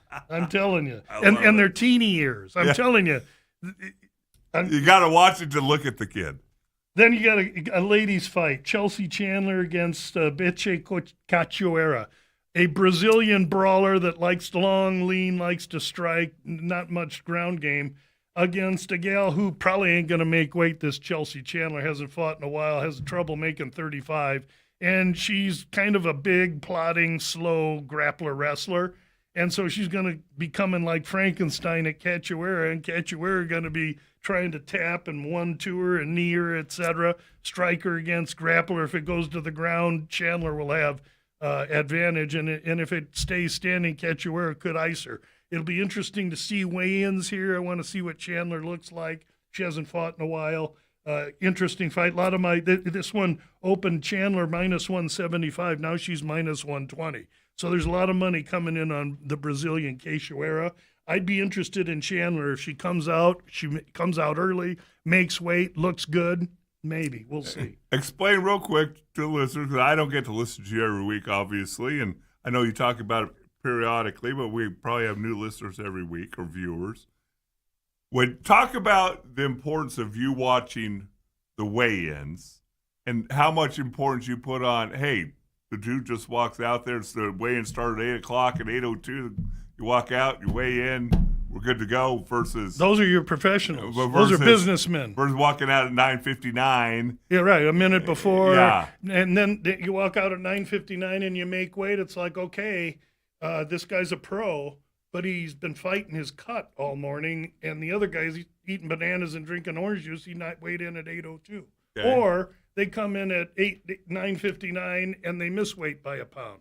At least he's trying to be a professional and cut it. Right. However, when you come out 10 minutes after it opened, the weigh-ins start at 7, you come in at 7:12 and you're 4 pounds over, you're simply cheating. What you're saying is, I'm willing to give up 20% or 30% of my purse to the other guy in order for me to hold advantage. If I'm a wrestler and I don't have to cut that last weight, he did. He's depleted. He has to recover. And I got the advantage being the bigger guy, and I'll be able to take him down. If I'm a striker fighting a wrestler and I miss weight, it's like I need that extra weight to help keep me up because he's going to try and take me down. Either way, it's cheating, and I don't put up with it. I call him out on it. But I watch the weigh-ins to see who's cheating because I don't want to be on the side of the guy that ain't cheating, and I don't want to be – I'm usually critical of the guy that is cheating. And so I call it to attention. I look at weigh-ins to gain advantage. My podcasts don't come out on Tuesday or Wednesday. I'm not after hits. I don't sell swag. I'm not giving away coffee cups. I am a gambling podcast, and I wait until the weigh-ins to get all of the data done. Then I put my podcast out, and whoever wants to listen can. I don't give two hoots about how many numbers there are and who listens. I will say that I know what my numbers are, and I know where my listeners are from, and I'm greatly flattered by the amount of listeners that tune into my podcast and where they're from. It's highly international. It's flattering as hell. What it tells me is that there are 250 to 315 people that are totally committed to understanding gambling on the UFC in the world, because those people are who listen to me. You're not listening to me just for poops and grins. So my question to you is, how does that work when a wrestler comes in or a fighter comes in and they're 3 pounds overweight? Yeah, and said, I still want to fight. Yeah. So let's role play. Sure. I come in 3 pounds overweight. Right. And whether I tried or I didn't try, 3 pounds overweight. But Lou, I still want to fight you. Yeah, sure. I know you do. Is it okay? 20% of the pot. It's is 20 that negotiation? Between the camps. Yeah. And I'm like, okay, UFC, he missed weight. I want 20%. He agrees to 20%. It's 20%. Well, if it's a higher profile, big, worse kind of weight cut, then maybe 30%. Okay. But one thing we know is the UFC scheduled this fight in Paramount, and they want the fight to go on. So if I say, oh, no, I ain't fighting him, he missed weight, the UFC says, okay, great. We'll talk to you in about 2 years. Is that was my last question. Guaranteed. Really? Absolutely. So you got to fight the dude, even though you got to do what Daddy tells you to do, bro. Okay. That's what you got to do. You mean there's no collective bargaining agreement with the UFC? You beat me to it. That's how it goes, okay? Wow. There's a kid fighting on the card this week. We'll get to him, Marcus McGee out of the MMA lab. Last fight against champion Peter Yan. Took him to decision, close fight. He lost a close decision. That was a year and a half ago. Guy can't find a fight. Now they give him some stiff that he's going to absolutely assassinate because he's so frustrated. The UFC is a monopoly that does what they want, and because the fighters are not represented, right, they have no power to do anything except say yes or get stiff-armed. Okay, so let's talk about another fight. Here's another women's fight. Ketlin Souza against young gal, I think it's Angela Carnelosi, both Brazilians. So two Brazilian girls flying up to Vegas to fight in the Apex against each other. They're both small. They're both tiny. They're 115 pounds. This thing will be a pillow fight between 3-year-olds. Go get a sandwich while this fight's going on. Ketlin Souza is a minus 285 favorite, and she'll win the fight more than likely in the second or third round if she doesn't take a decision. Then we get to 135-pound men. We got Marcus McGee, a great young man and a talented young fighter, fighting this gentleman, Giannis, another U.S. fighter. Giannis is 5 years the younger man, gives him some advantage. He's a lefty, but Marcus McGee is a legitimate top 13 athlete in the division. He's a little bit frustrated about his situation. I look for him. This would be a fight with McGee minus 520. Well, it's hard to bet that unless you're going to play parlays. I won't do that. But McGee inside the distance, McGee KO, that could be something I'd be interested in because he's going to show well. he's frustrated and he's going to show well. Then you got a really great fight to close out the undercard. A Brazilian named Joe Anderson Brito, who's a maniac, a half Tasmanian devil, half emo Baranowski, whack. And he going to come in power, speed, quickness. At 145 pounds, he's going to fight this guy named Jordan Levitt. Levitt used to fight at 155, and everybody would, he'd fight and weigh 163, and everybody, when they weigh in at 155, fights at 170, 173. So he's always the smaller guy. So he's like, hey, I'm tired of fighting these huge guys. Right. I'm going to cut to 145, and I'm going to be the big guy. Well, he did that his last fight, and he dominated and had success with it. Now he's got some momentum. He believes he's a odd, quirky, unique guy that you'd never guess would be a mixed martial artist. He can't punch through wet tissue because he's not a striker, but he'll submit you whether he gets your arm, your ankle, your shoulder, or your leg. He'll submit you and put you to sleep. The dude is amazing. And so he's going to try and get Brito on the ground, and if he does, he's going to viper him and wrap him up and choke him out. And if Brito keeps it standing, it's going to be U.S. versus Iraq, or Iran, I should say. One team going to be a target, and the other team going to just be freaking unleashing. And Brito will be the unleasher. So where this fight takes place will be who wins. Levitt has to get it against the cage, then on the floor. Brito can't let that happen. And as you and we'll take a short break because it's bottom hour. Then you can go to the top. Great. You have to keep me online card. with that. No, that's fine. How do you, as a gambler, you're not called a gambler. What do you call yourself? I'm a handicapper. Handicapper. Okay. A handicapper. Some guys call me a bull roar specialist. How do you try to figure out who's going to have their way, their dominance?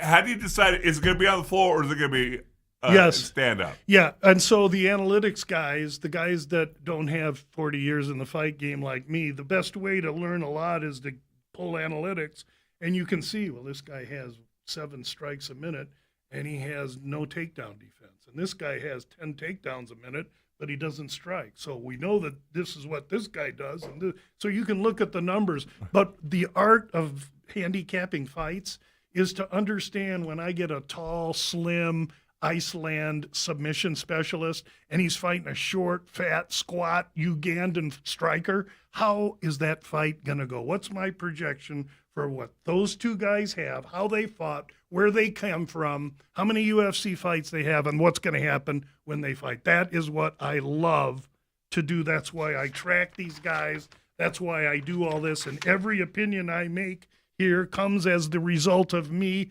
trying to project what I feel in each one of these fights. And if I can't really project, or I don't have to, I got 12 fights here. I'm going to bet 3-4 of them, and so I can shoot with a rifle, not a shotgun. You know, it's fascinating about that, and we'll go to break right after this. Like when I played with the Cowboys, we were really good for a long time. Long time. You watch film. You usually watch the 3 previous games. So we're playing the Cardinals. You watch their defensive tackle or the defensive end and what they do and their moves and their stance and how hard they play. And then when you actually play them, they're at a different speed than what you saw on film because they're playing the Cowboys. Yes. There's different levels. Like you're the hunter, especially you weren't just the Cowboys, because the Cowboys get it just because they're the Cowboys today. Right. Back then, you were the 2 and 3 time Super Bowl champion Cowboys. Right. You got ratcheted effort. We got the best ratcheted effort. And it was always fascinating. Every week. You go at halftime going, that's not the dude I saw on film.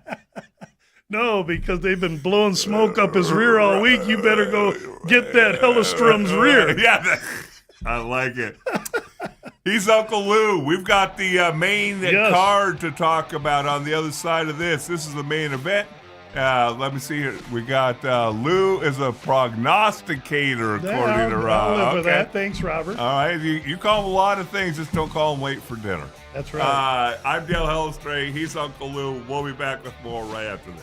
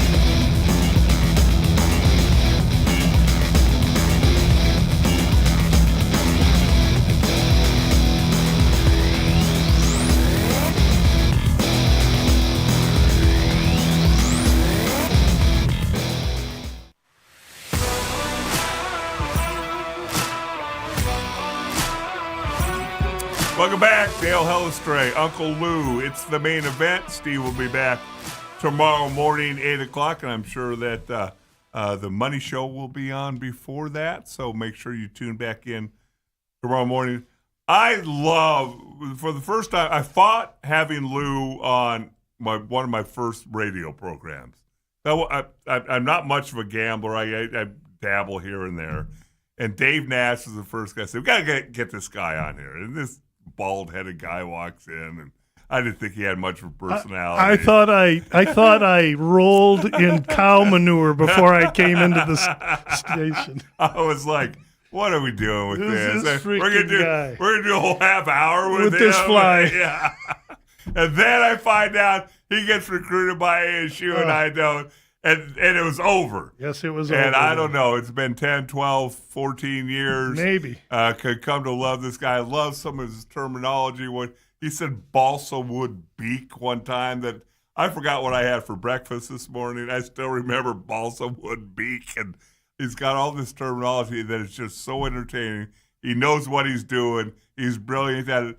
And unlike, at least from what some of the other people I talk to, he's honest. He tells you when he loses, tells you when he wins.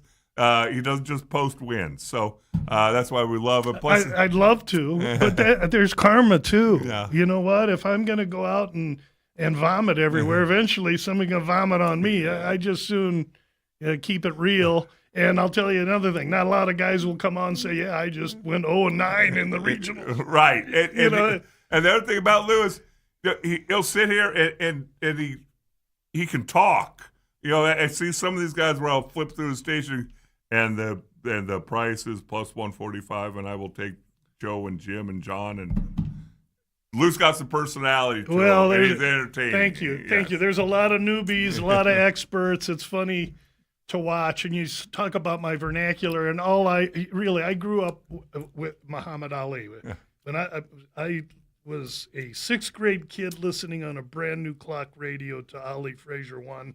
I was hooked and immediately gravitated to Angelo Dundee, the trainer to Ali, an Italian guy who has written books, and I've consumed them for his quips and his style. Oh, boy, that guy's got no power. His punches are weaker than 3-day-old ginger ale.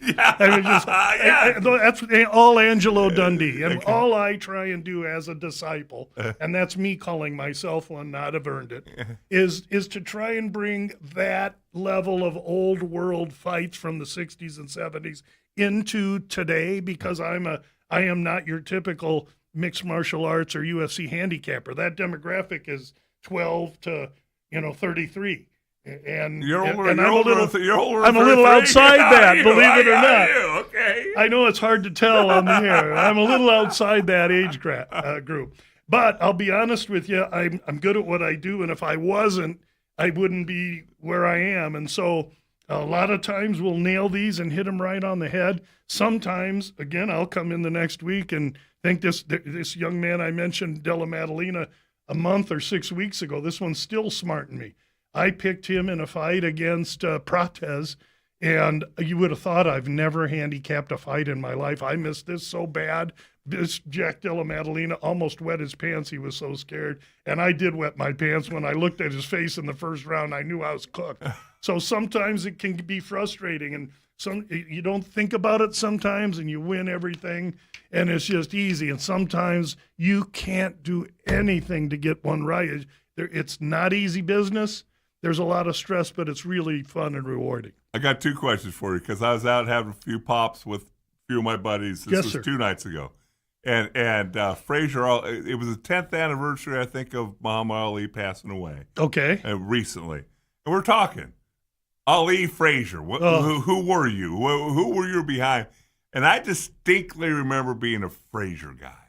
Oh, white America was all Frazier. And I still remember because of some of the things that Muhammad would call him, the way he would talk about him. And the war thing. Yeah. Okay, see, I was too young to understand that, but I know that he called Frazier some names and all that. He was terrible to Joe. And then I also loved the way Joe fought. I mean, he wasn't pretty, but he was brutal, and I know it took a toll on him. But when they fought, I was like, it might have been the first time I got into boxing, and I was all Frazier. Yes. All the time. Yes. And everybody at the table, there were 4 of us.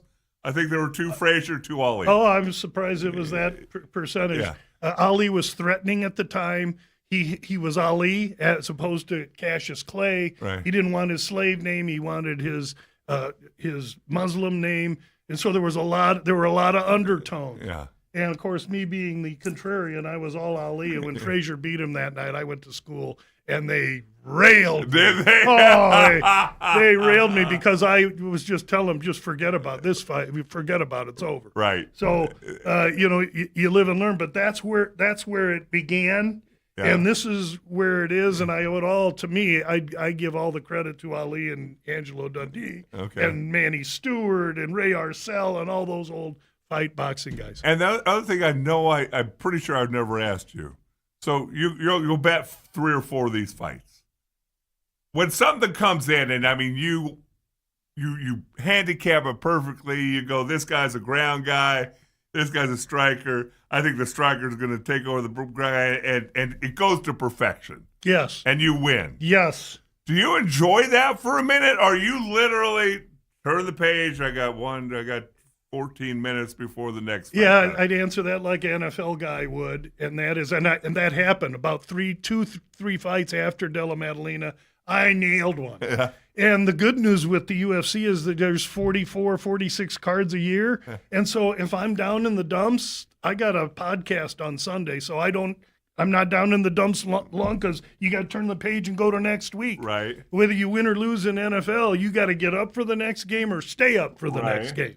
And so it doesn't really, I don't have time. There's no gloating allowed anyway if you're really a professional. And so, yeah, how high's the high when you nail one? And about that high. And how low's the low when Della Maddalena talks? It's just about this high because I'm still talking about it. So those bother me. So you don't tell your wife, hey, I hit no, this she one. says, I was perfect.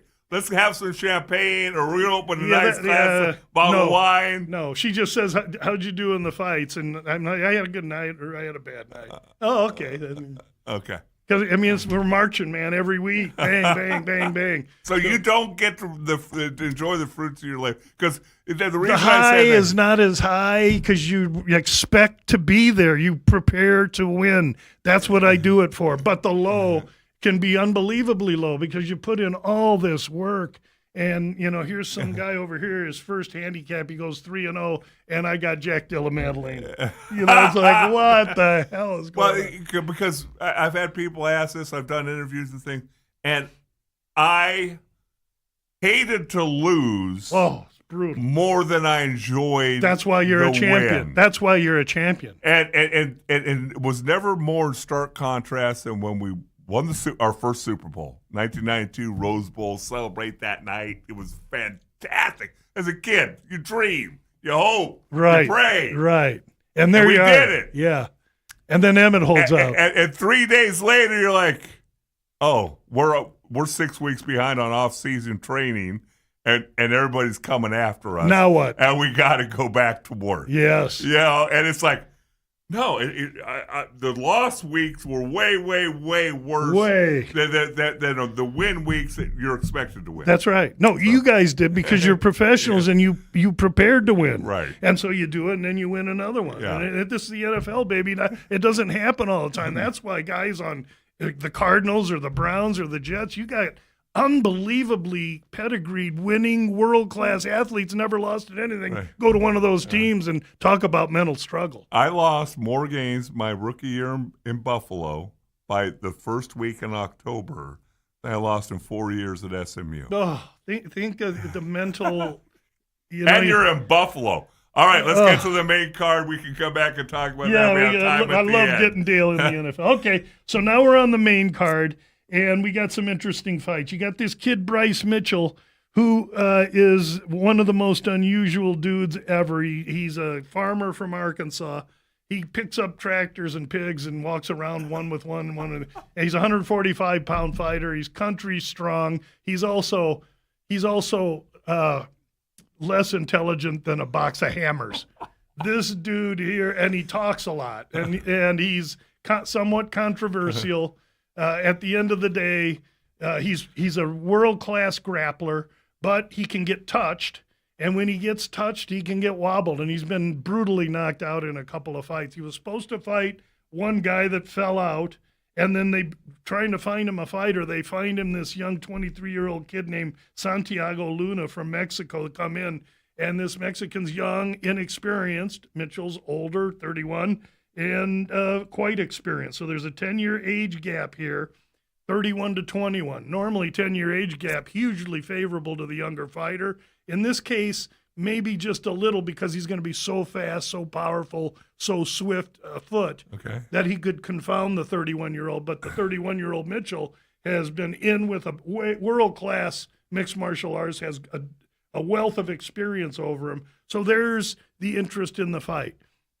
Mitchell can be low IQ, but he's going to go out there and attack this Luna, and he has to get him to the ground and make it a somersault fest, because if he stands up, he's going to get iced. And I think Luna is going to be fast enough to use takedown defense, even though he's very inexperienced. He knows he beats Mitchell and he gets catapulted. Plus, he took the fight on ultra short notice. UFC owes him one already. Yeah. That's how they play. Hey, we need you. Are you there? Yep. Well, they pay that back. Hey, we need you. Are you there? No, I'm not taking that fight. Now you're 86th. Okay? So it's a quid pro quo. That's interesting. It's quid pro quo. Luna's playing his cards right. Should be a very interesting fight. And again, styles make fights. Striker, Mexican striker against an Arkansas grappler. Should be very, very interesting. When you say farmer strong, I love that term. Country strong, baby. I'm from Nebraska. Reggie White was country strong. Yeah, the defensive end for Philadelphia and Green Bay Packers. Legend has it that he could bench press 225 pounds 5 times. That ain't much as an NFL 300-pound lineman. But what could he do to offensive tackles? But he could take 340-pound Larry Allen and hip throw him 5 yards in the air. That's what he really could do. Yeah, he did it. Thanksgiving Day. Larry Allen. If you want to say Reggie White, Larry Allen, you Google it. Literally, he had this hump move, goes upfield 3 steps, you get your weight outside. And just to use the momentum. Yeah. Country strong. Yeah. Go ahead. Yeah, because not too many people are throwing Larry Allen. No, not too many people beat Larry Allen. Okay, next fight. Here's a good one. Now we get Tom Nolan ship in from Australia. Long, tall, striker, tough, looking to keep his momentum going. He's a 155-pound fighter. And they bring him in against this guy Zayam from France.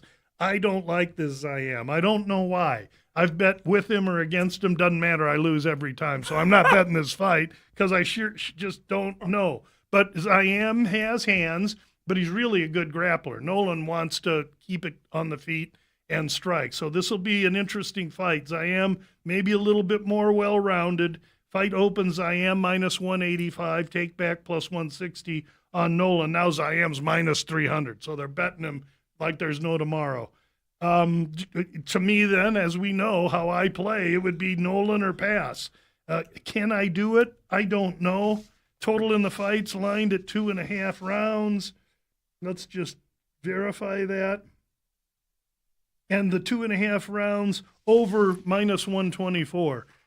Yeah, I may look at the points handicap here because I think that this is a decision fight. And if it's close, a split decision or just one fighter wins 29-28 on all 3 cards, which would probably be Zayam, then Nolan plus 3.5 could have some value. That's maybe where I'll look in this fight. But again, I've had no luck with or against Zayam, so it's probably just a watch for me. Real quick, one quick question. Undercards, are they 3 rounds? All 3 rounds. All these fights are 3 rounds except the main event, which is always 5, and sometimes the co-main event will be 5. Okay, so not all the main card, not every one of those 5 rounds. No, everyone is 3. Okay. In every fight on every card, except the main event is always 5. Okay. And 5 is a little different cup of tea. So now we're going to go to 125-pounders. And we got Bruno Silva, who is a Brazilian grappler, decent hands, but 35, 36 now. He's jumped camps a couple times. That's always a little bit of a red flag. He was somewhere outside Arizona, went to Fight Ready. Fight Ready's just shrapneling away in Scottsdale.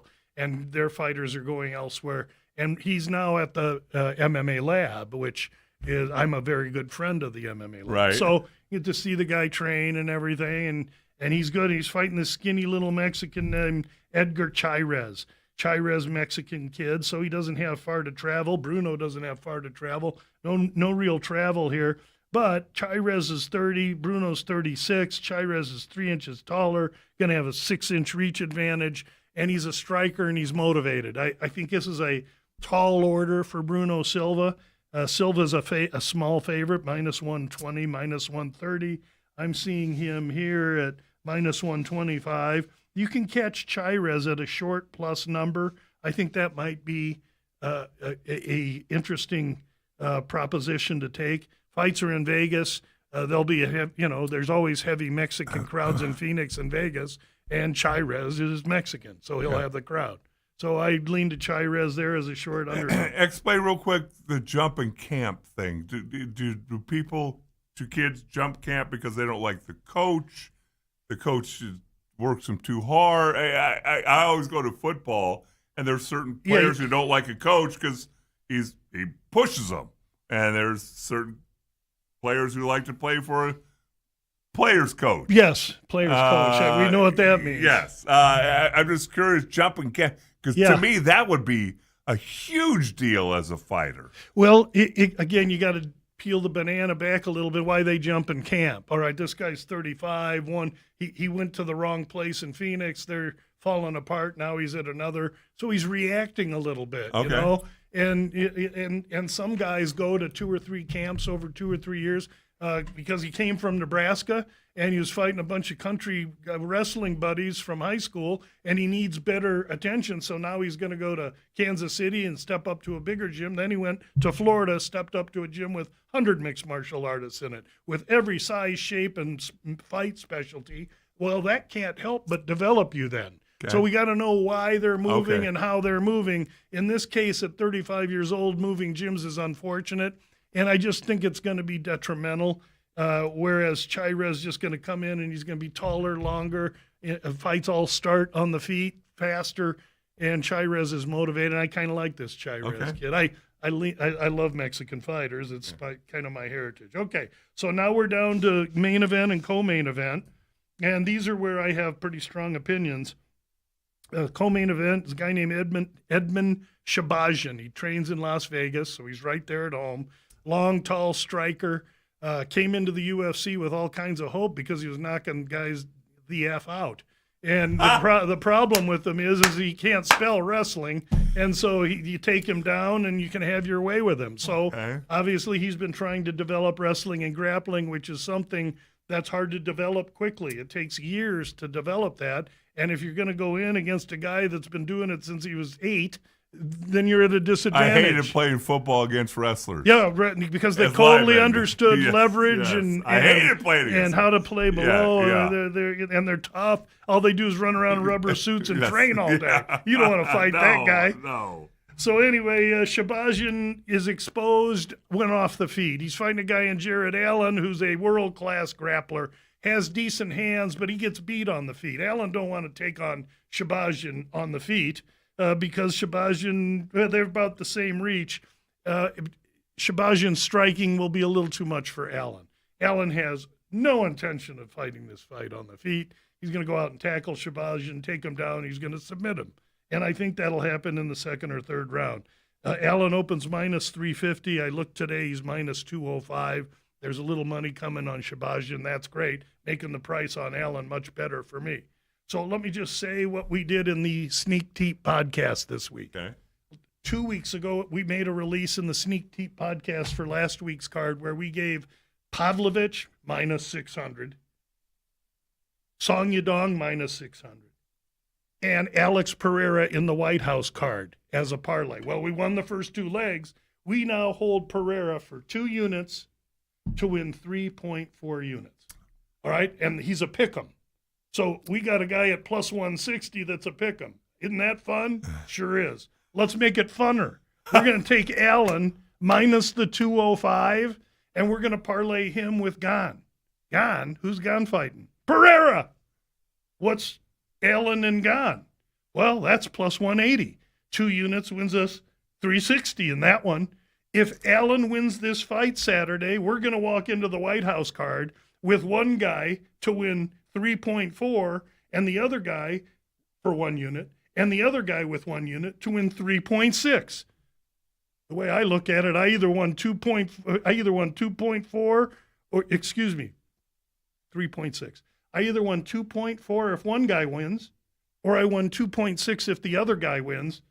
And there's no risk. So, in other words, you win-win. It's a win-win. And it's the most competitive fight on the card. Everyone in the world going to want to watch it. No one has a clue who's going to win because Pereira's had to gain a bunch of weight. He's going from 205 to 246 to fight a legit heavyweight. And so there's some unknown there. Well, if there's enough unknown, why don't you just here's what I know. I know if Allen wins this fight on Saturday and he's a minus 200 favorite, that I just rattled off 2.4 or 2.6 units of profit. Thank you very much. And actually, because I have 2 units on each, it's 1.4 or 1.6 units of profit. Doesn't matter. I'm banking either You're way. winning. I'm winning either way. But we have to have Allen this week. So there's that. Now we go to the main fight, the 5-round fight. Brazilian Bonfim. There's 2 Bonfim brothers. Are both madmen. This younger Bonfim's taller, longer, heavier, fights at 170 pounds, welterweight, heavy hands, great knees, good jiu-jitsu, primarily a striker, but he's stepping up in class for this fight, and it's his first 5-round fight, I believe. And so this is a huge career maker for him. Bilal Muhammad's a former champion that fought Jack Della Maddalena like an imbecile, lost his title, then came out against Ian Gary, had vertigo, went on with the fight, looked terrible, hasn't fought in a couple of years, 0-2 in his last few. It opens up Bonfim minus 150, and now you got Muhammad minus 120. So the favorite flipped here, and it flipped because Muhammad has been an ex-champ, he's been in with better, and he's got great experience in the UFC. He's also a world-class wrestler. World-class wrestlers, I've been taught by the sensei at the MMA lab, John Crouch, who, oh, by the way, is like a 5th-degree black belt in jiu-jitsu. World-class wrestlers are kryptonite to world-class Brazilian jiu-jitsu. I only took that from him because I believe him. I know the guy is it. I never come up with that. I wouldn't have thought that, but that's what it is. And I've come to watch these wrestlers. All they do is run around in rubber suits, practice all the time, cut all this weight. They never quit. And the Brazilian jiu-jitsu guys used to some big, huge Frankenstein guy lurching at him, and they put him in an arm lock. All of a sudden, they choke him out, they get in their car, and they go home.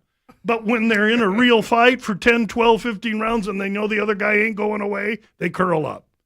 Hey, I'm sorry to say it. It's just what I've been taught. And that's what's going to happen in this fight. Bonfim going to come out for 2 rounds and look like smoking Joe Frazier.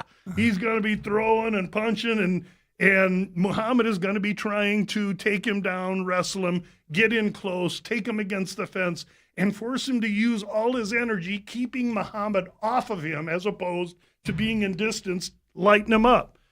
If Bonfim wins this fight, he knocks Bilal out in the first 2 rounds. If Bilal hears the bell to round 3, he's going to be out there with a paintbrush painting this dude's fence. And it won't be standing up. It'll be on the ground. He'll be elbowing him and roughing him up. The Brazilian will be on the bottom. Bilal will be on the top, raining damage. I put a 2-unit play on Bilal this week. I don't bet 2 units. No, plays, you don't. But I bet Bilal 2 units. That's on the webpage. It's been up all week. I like Bilal Muhammad a good deal in this fight. And so you're not even waiting to see the weigh-ins tomorrow? No, I've already taken Bilal. I know Bilal's making weight. Okay. If Bonfim tries something funny, I don't think it's going to matter. Okay. If he does, again, if he came in early and did it, I'd call him a cheater and I'd be pissed. But that's just going to infuriate Muhammad more. Okay. But Muhammad is driven. I think the best aspect to Bilal Muhammad's fight game is how strong his mind is.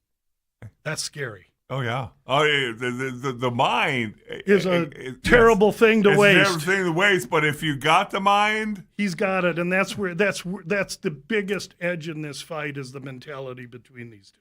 it's amazing because again, you throw that out, and I'm just in my mind, I'm always thinking about other things while you're talking, and I'm like I was 38, 39 years old, and I was the sixth offensive lineman for the Dallas Cowboys. And there are 21, 22, 23, 24-year-old guys coming in who can bench press this freaking house. Right. And run like the wind and all that. And somehow, some way, hey, Dale puts his head on the right side. Dale knows what he's doing. Experience don't hurt. You know? Little savvy and experience. Yeah. You never heard of a wise young owl now, have you? That is true. That's true. Well, Lou, I appreciate you coming in for the full show. Thanks for having me. You were early. I've kept you a little bit late. I know you got to go, so we're going to get out of here on time. He's Uncle Lou. I'm Dale Hellestrae. It's called The Main Event. Steve will be back tomorrow. We wish him luck in his travails today. I can't wait to hear about everything tomorrow. What goes on in Steve's life always keeps me alive. So good luck to Steve. Everybody have a great day. And we'll see you tomorrow at 8 a.m.